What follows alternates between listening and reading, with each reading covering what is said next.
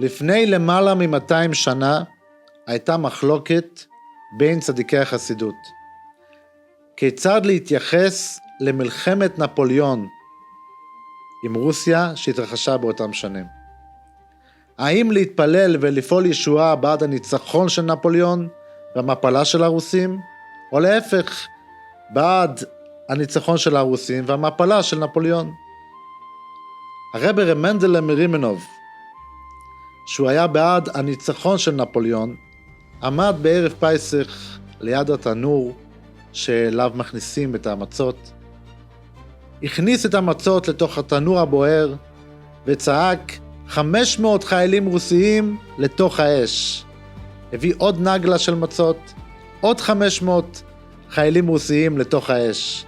כך הלאה, הכניס והכריז עד שפתאום נפתחה הדלת, והנה בפתח צדיק אחר מצדיקי הדור, רב נפתולה מרופשיץ, שהוא היה תלמיד של רב מנדל, אבל עם כל זה הוא היה בעד הניצחון של הרוסים ובעד המפלה של נפוליאון.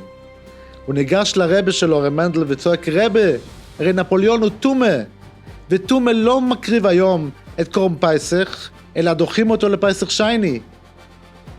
וככה המלחמה הזאת עם נפוליאון, עם רוסיה, העסיקה מאוד את הצדיקים באותו דור. הם חשבו על זה במגילת אסתר, בקריאת המגילה, בנטילת לילב, בסיקס, כל חג, כל מועד, הם כל הזמן כיוונו כל אחד אם למפלה של הרוסים או למפלה של נפוליאון. מה העסיק כל כך את הצדיקים במלחמה הזאת בין אומות העולם? כי הם רצו לקרב את הגאולה דרך המלחמה הזאת. הם דאגו לטובה של השכינה הקדושה, לטובה של הבנים של השכינה הקדושה, בני ישראל הקדושים. כי חז"ל אומרים, עיקר שכינה בתחתונים, עיקר מטרת הבריאה של העולם, הקדוש ברוך הוא ברא את העולם כדי שיהיה לו דירה בתחתונים, שיהיה לו איפה לרדת ולשכון בתוך העולם הזה, ושיוכל לגלות את הטוב שלו בתוך החיים הפשוטים של היהודי, בתוך הארציות. ולכן הקדוש ברוך הוא רוצה שליהודי יהיה טוב, לא רק במושגים השמימים של הצלחה בלימוד התורה וקיום המצוות, אלא גם במובן הארצי שיהיה לו טוב, שלא יסבול מהגלויות, מהגזרות, מהצרות, מהניסיונות, אלא שיחיה בשלווה, ברוגע, שיהיה לו כל מה שהוא צריך, בונה, חיה, מזוינה, שגלה את כבוד השם בתוך עולם העשייה, מתוך שפע. אבל שם טוב הקודש אומר, שכאשר יהודי לומד את התורה, לדוגמה הוא לומד את הסוגיה של המחליף פרה בחמור, אז אין ספק שבאותו רגע שהוא לומד את הסוגיה הזאת, הוא נמצא בדרגה גבוהה מאוד, הוא לומד את התורה הקדושה. אבל יש דרגה יותר גבוהה מזה, פי כמה, וזה כאשר היהודי יוצא לעבודה, והוא בפועל מחליף פרה בחמור, הוא קונה נכסים, הוא סוחר בהם, ואז הוא מקיים את רצון השם, מתנהג על פי התורה.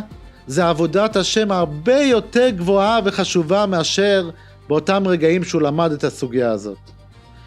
כי לימוד התורה זה מעשה שמימי, אבל היציאה לעבודה זה מעשה ארצי, וכשבן אדם מגלה גם במעשה הארצי את כבוד השם, והוא עושה לו נחת רוח, ועושה את רצון השם גם בתוך המעשה הארצי, אז אין ספק שזו עבודה הרבה יותר גבוהה ושלמה.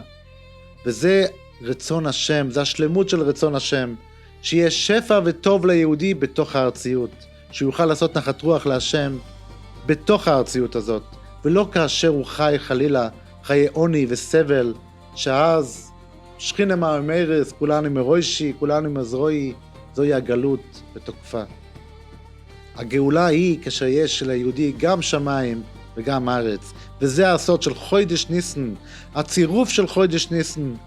השם של חודש ניסן זה שם הוויה, כשהוא כסדרוי ביושר, אית כבופקי, שהראשי תיבות זה ישמחי השומיים וסוגי לאורץ.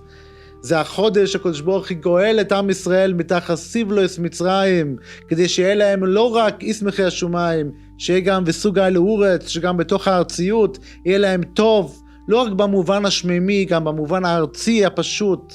זוהי הגאולה האמיתית, שכמובן תבוא אל שלמותה בגאולה העתידה השלמה, שאולי כבר עומדת בפתח, כי הרי בניסן נגאלי, ובניסן עשידן ליגואל, במאירו ביומייני אומן.